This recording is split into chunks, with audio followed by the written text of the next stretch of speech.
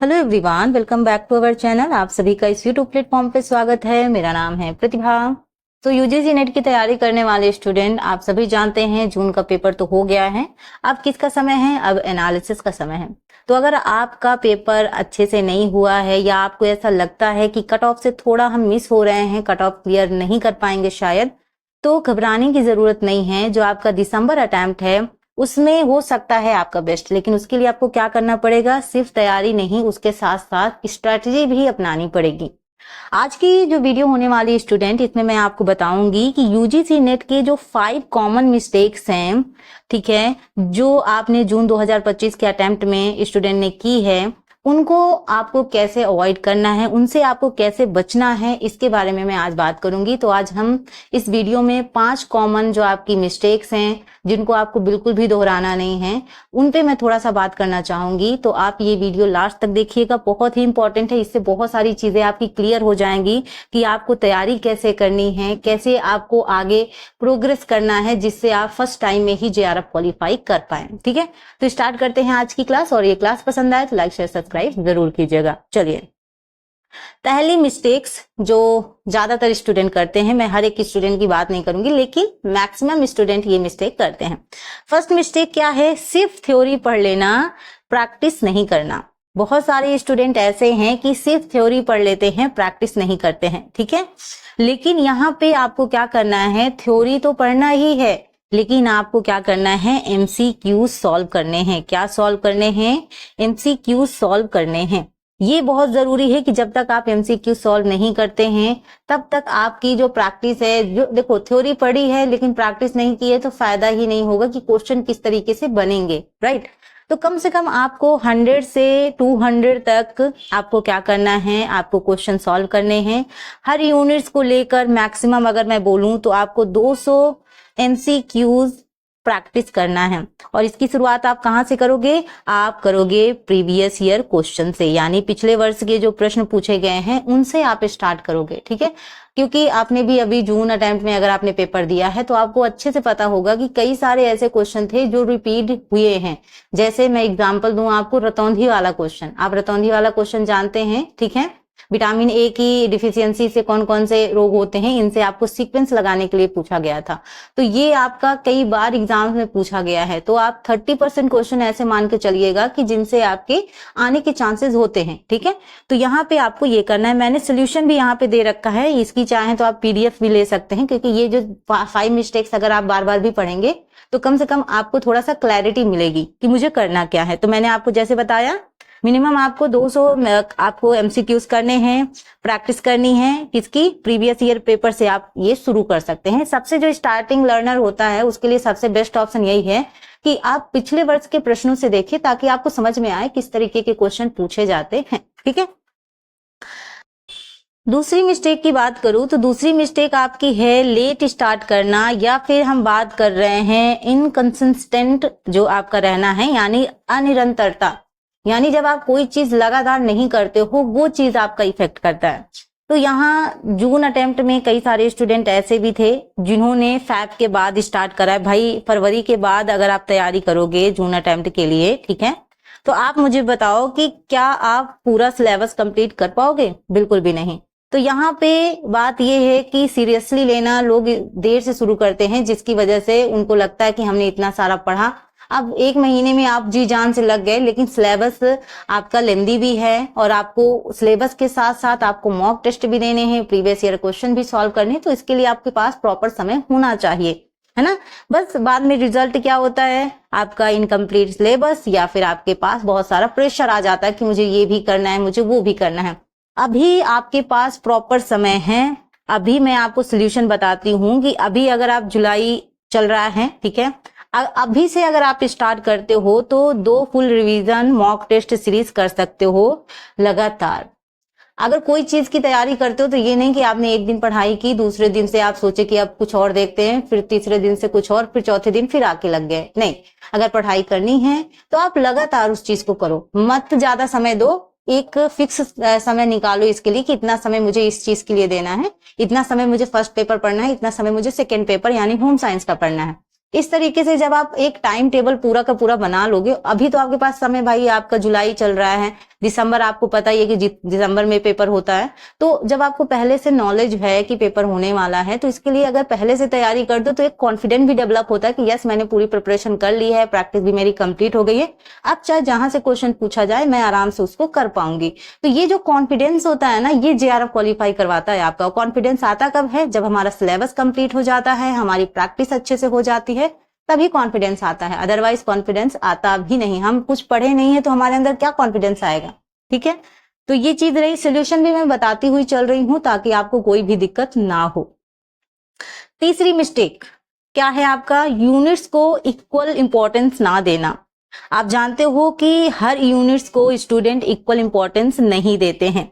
जैसे अगर मैं बात करूं तो अभी जुलाई है, अगर आप अभी से स्टार्ट करते हो चीजें, ठीक है, अभी से ये चीजें करना स्टार्ट करते हो, यूनिट वाइज चीजें करना स्टार्ट करते हो, हर एक यूनिट्स को देखते हो, उसके एमसीक्यू सॉल्व करते हो, तो आपको क्या करते हैं, चीजें ज्यादा अच्छे से समझ में आएंगी। देखो यहाँ पे कुछ स्टूडेंट की मैं बात करूं तो कुछ स्टूडेंट क्या करते हैं कि कुछ यूनिट्स में ज्यादा फोकस करते हैं, जैसे मान लो ह्यूमन डेवलपमेंट का हो गया, आपका फूड्स का हो गया।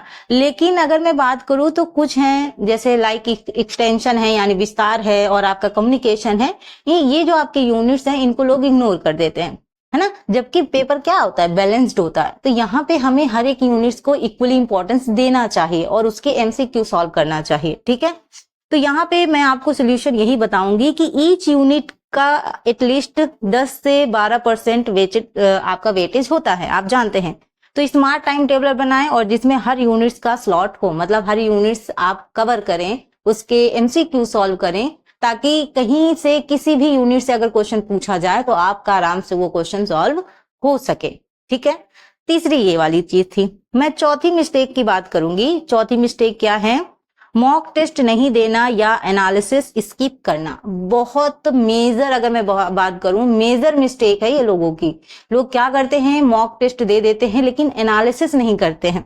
ये सबसे बड़ी मिस्टेक है ना। तो आपने देखा है कि जब आप किसी चीज, कोई पेपर दे रहे हो, उसकी एनालिसिस नहीं कर रहे हो कि मुझसे कहाँ पे मिस्टेक्स हो रही हैं, तो वो गलतियां रिपीट होने के चांसेस और ज्यादा बढ़ जाते हैं। तो आपको सिंपल इसमें क्या करना, देखो घबराने की कोई जरूरत नहीं। अगर मिस्टेक्स हो भी रही हैं, गलतियां हो भी रही हैं, तो उनको सॉल्व करना भी हमारे ही हाथ में है और हमें ही उन्हें सॉल्व करना ही पड़ेगा। तो यहाँ अगर मैं बात करूं तो एवरी मॉक टेस्ट के बाद 1 घंटा आपको, यानी 1 आवर्स, ठीक है, सिर्फ आपको एनालिसिस पर लगाना है। याद रखिएगा, 1 घंटा आपको किस पे लगाना है? एनालिसिस पे। आपको देखना है कहाँ पे आप पे मिस्टेक हो रही है, कहाँ से गलतियां हो रही हैं, इसको कैसे सुधार। अब जानते हैं आप जहां पे मॉक टेस्ट देते हैं उसका सोल्यूशन भी वो लोग देते हैं। तो अगर आप मॉक टेस्ट देते हैं तो उसका सोल्यूशन भी नीचे पढ़िए कि आखिरकार कहाँ पे मिस्टेक हो रही है आपसे, किस टॉपिक में गलतियां हो रही हैं, नोटिस करें और उसको क्या करें? रिवाइज करें।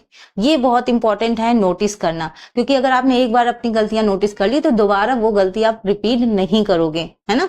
और कई बार लोग क्या करते हैं, मॉक टेस्ट दिया, नंबर अच्छे आ गए, चलो मूव ऑन करते हैं, दूसरा मॉक टेस्ट देते हैं नेक्स्ट डे, बट वो जो मॉक टेस्ट दिया है उसका एनालिसिस नहीं करते हैं। तो ये जो बहुत बड़ी मिस्टेक्स है, ये बिल्कुल भी आप रिपीट मत कीजिएगा, ठीक है। इसी वजह से अभी से तैयारी स्टार्ट करिए, तभी आपके लिए सारी चीजें जो मैं बता रही हूँ वो पॉसिबल है। लास्ट में अगर आप करेंगे तो आप जल्दबाजी में आपसे मॉक टेस्ट लगाते हुए चले जाते हैं, फिर आप उसको देखते नहीं हैं। लास्ट मिस्टेक, मिस्टेक 5, आपको क्या करना है?